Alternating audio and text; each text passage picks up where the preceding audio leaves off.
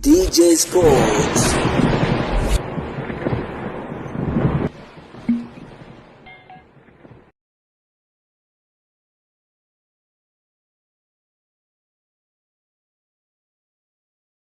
Bwana, klabu ya soka ya Young Africans imeweza kumtambulisha Selemani Mwalimu, mchezaji kutokea Wydad Casablanca. Msimu uliopita tuliweza kuona kwamba Selemani Mwalimu alichezea kunako klabu ya soka ya Simba. Yanga wamekuja na comeback ya nguvu na sofa wameweza kumtambulisha rasmi ni mchezaji wao katika msimu wa mwaka 2026 2027, huku ikidaiwa ya kwamba Selemani Mwalimu amesaini mkataba wa mwaka mmoja kuitumikia klabu ya soka ya Young Africans akitokea Wydad Casablanca.